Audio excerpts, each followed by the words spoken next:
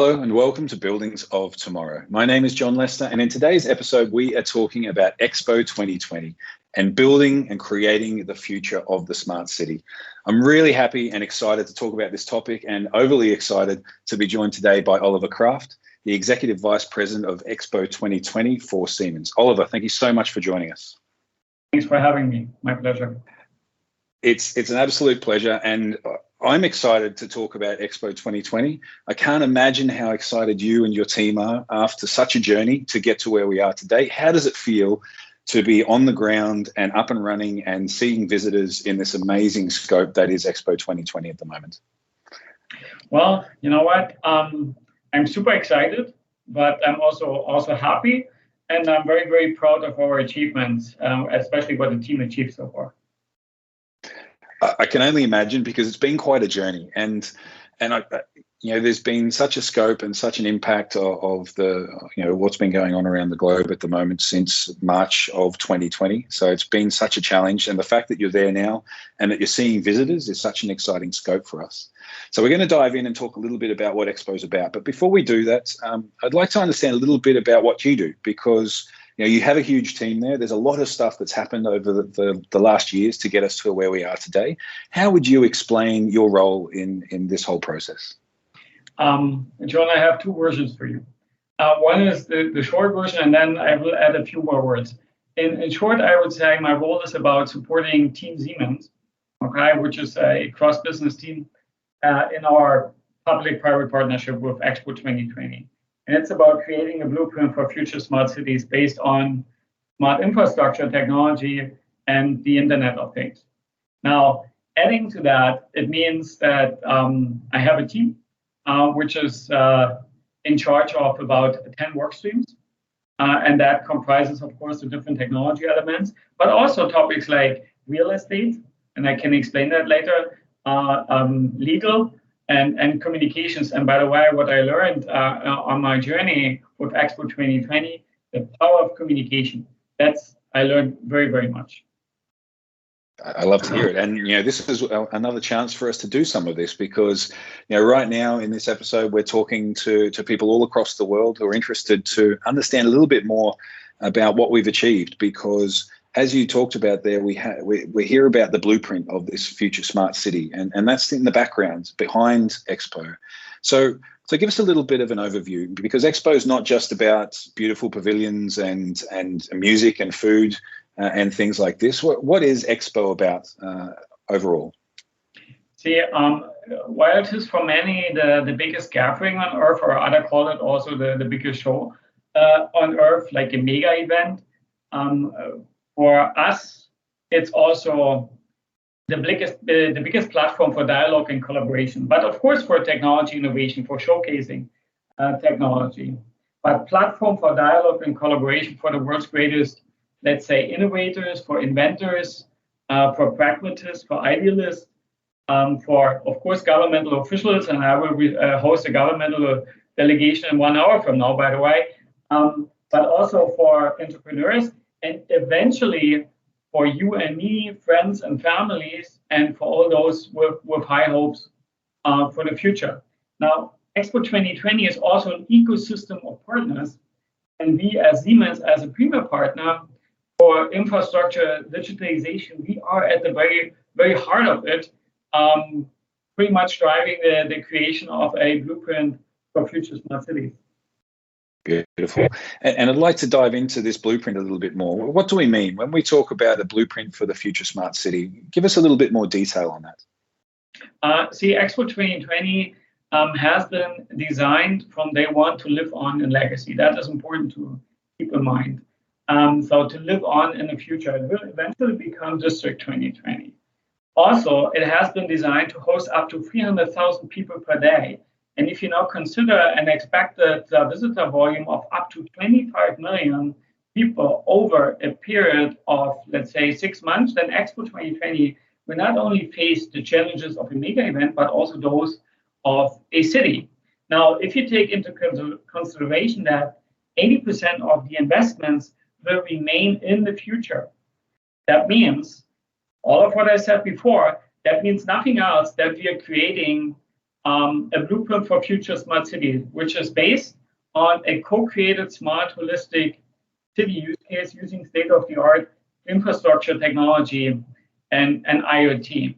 And we designed that in order to make sure that not only visitors and operators, but also the future residents of the new District 2020, which will become in place after the event phase will be over, will have a safe and a secure, a comfortable, and a sustainable experience. Yeah, and that's a really important part. That's something I'm really interested to talk about in a little bit is that future, because as you said, or as you mentioned, 80% of the investment of the infrastructure of what's being created in preparation for this event will continue on into the future for decades to come.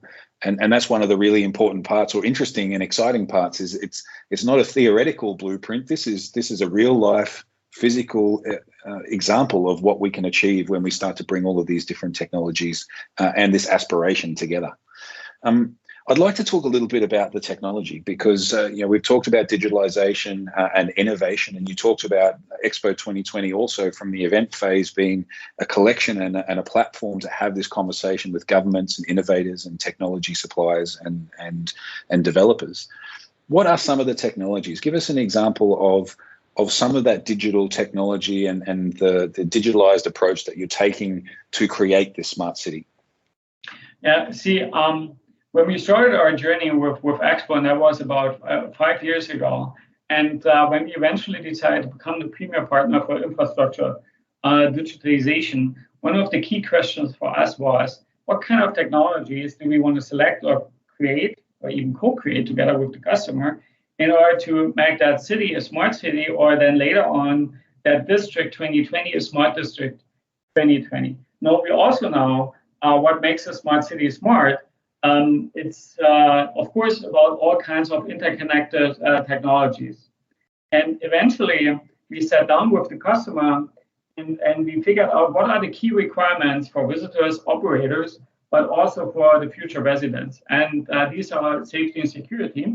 I kind of touched upon it already. These are also comfort or quality of life. And of course, sustainability, and last but not least, resilience. So I need to admit that we added resilience at a later point in time when, unfortunately, the pandemic kicked in. So the pieces of technology we are providing is, for example, the largest Control Pro solution, which is a solution for situational awareness and physical security. It's smart infrastructure technology. Here we provide access to 150 operators, and we connect up to 15,000 cameras. Another example of safety and security is that we will connect up to 5,500 doors using CPaaS access control.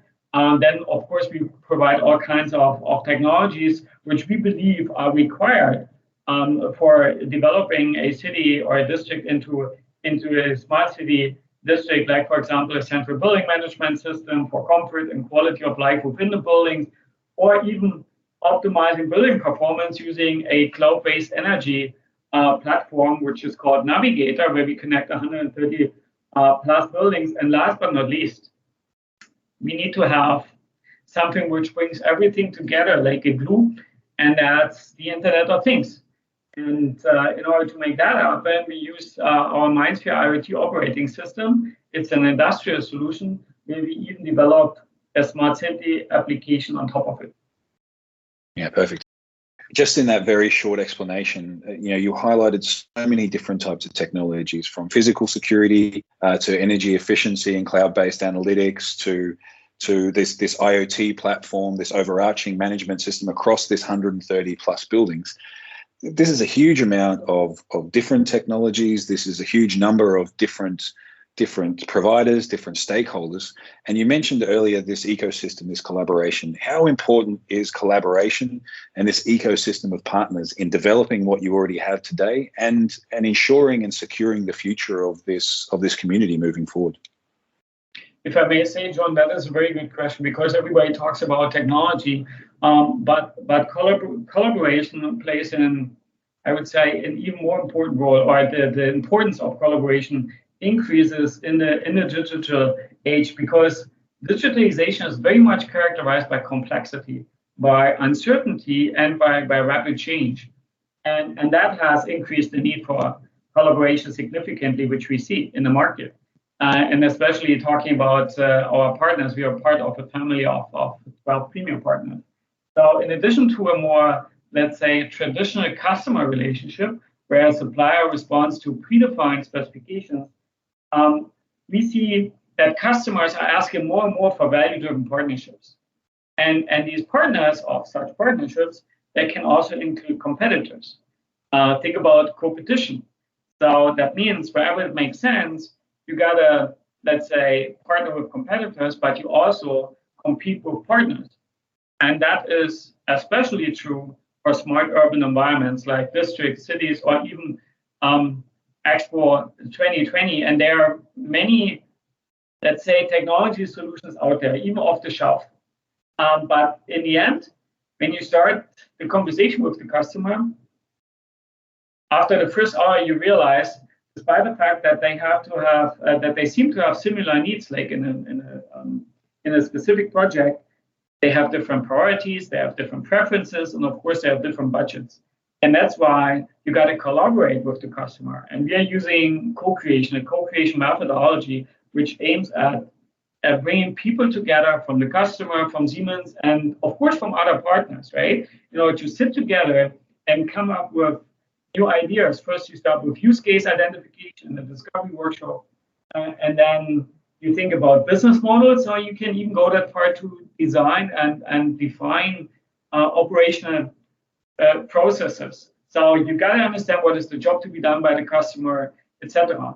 And if I may add, Expo 2020 is a prime example for how such a partnership can actually deliver results. It's a public-private partnership, and maybe that could be one solution. Globally, these public-private partnerships between cities or districts and technology companies like Siemens, to help to transition, let's say, cities into smart cities or communities into smart communities. You just described in a great amount of detail, so thanks very much. But this change, the shift in relationship almost between customer and partner, customer and provider, to shift the relationship. And I think, and maybe my next question would be, is it fair to say that as the scope grows and as we start to talk about communities and cities as a whole, this becomes more and more important, because there's just no way that one person has all the answers for every use case and every goal that a community, a government, a city has. Absolutely. Absolutely. I fully agree with that, yes. Perfect.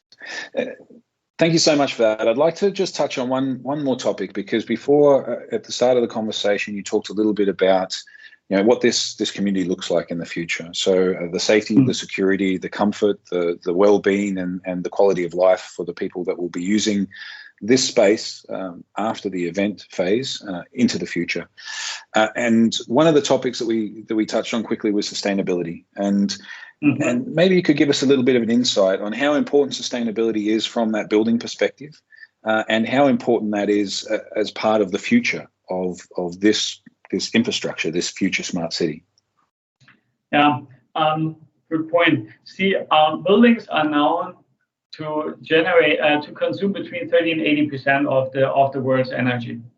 And in our region here in Dubai and in the Middle East, of course, it's more like the 80%, right?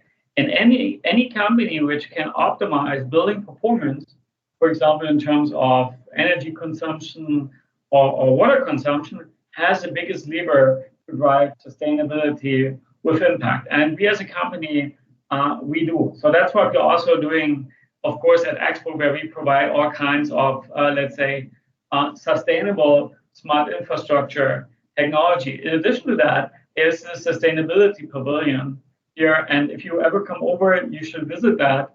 And we are using IoT in order to bring the sustainability pavilion to life. And what that means is, Expo calls it Terra, and Terra is a living thing, and we allow it to communicate with the visitors. How do we do that? Using IoT, we collect, analyze, contextualize, and visualize data, which helps us also to come up with certain indices, like, for example, an energy usage index. And Terra reacts to the number of people, the waste generated. The more people, the more waste will be generated, and the more oxygen will be consumed. And then you will hear the heartbeat of Terra going up. So we have a kind of a screen implemented, and it shows like the impact of humans in the sustainability pavilion on Terra as a sustainability pavilion. That's quite nice, and it's about transparency and interacting, of course, with the visitor. Now, as I said earlier, 80% of the technology will remain, and we are in discussions with District 2020, which is then the future of Expo 2020, and there, of course, we pitch our IoT solutions when we focus on 16 use cases: water quality, air quality, but also energy consumption, water consumption, which I just mentioned. So we are, for many, it's just like the event is the end of the journey. For us, it's just a gratifying milestone by creating that smart city, actually, using sustainable infrastructure technology.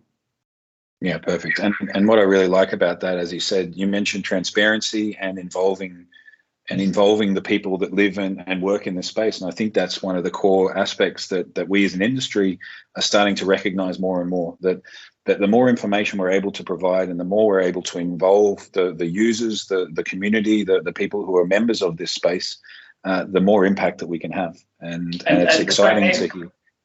I'm sorry.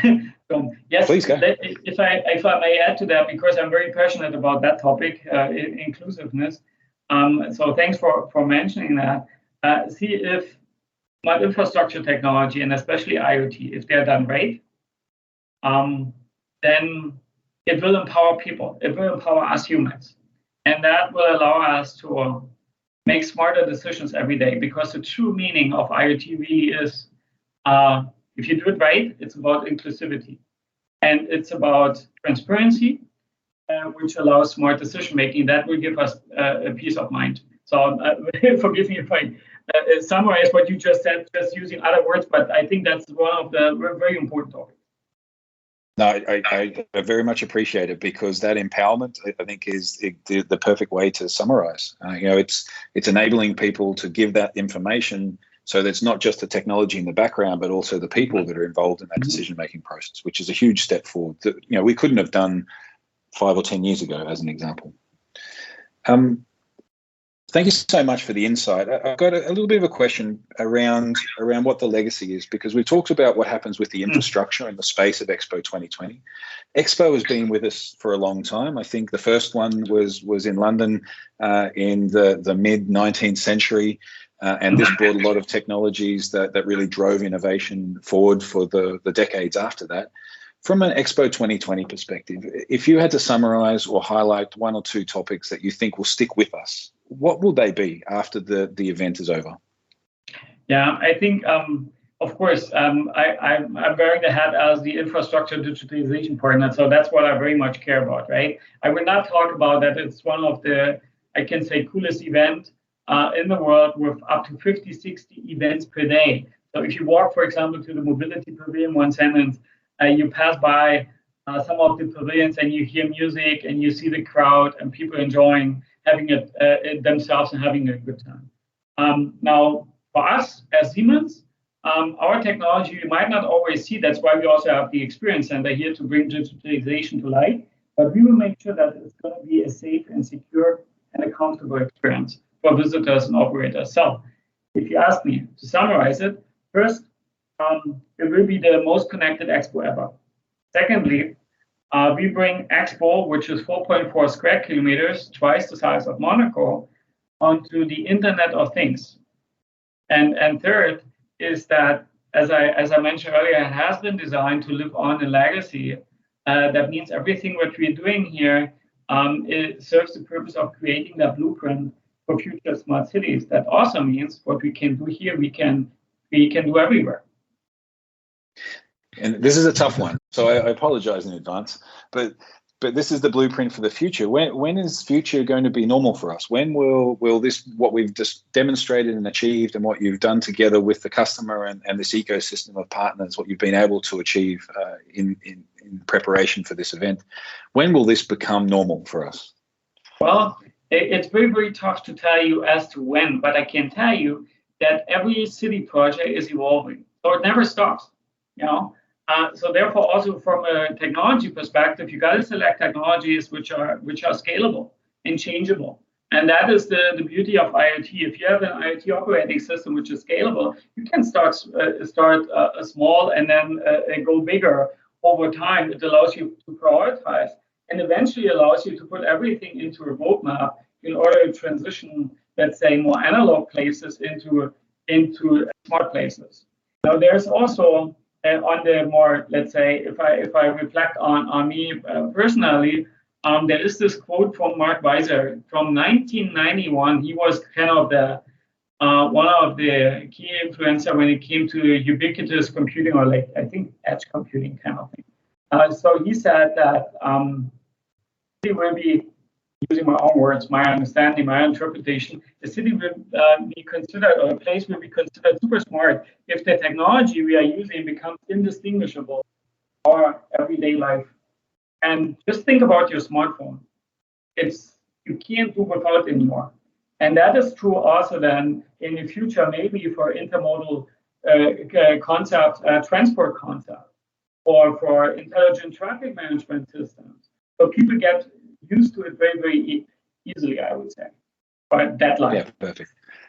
No, and I think that's also a great way to finish our discussion, or to close out, because as you say, everything's always evolving, and even Dubai 2020 or the community that continues, the community of Expo 2020 will also evolve in the future. And as you described, the technologies there are built with that in mind, to be flexible and to be changeable, so that in 20 years, when we are able to do things that we can't imagine today, we'll be able to apply it and take this community into the future many more times.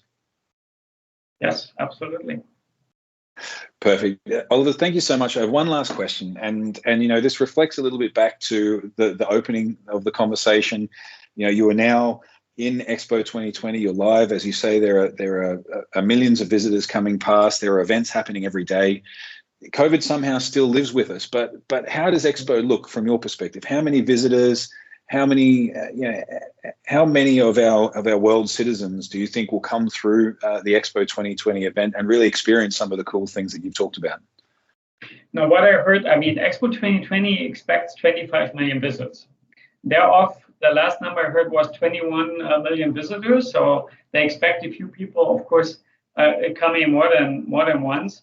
And what I've been told is that in the first week alone, they already sold 400,000 tickets.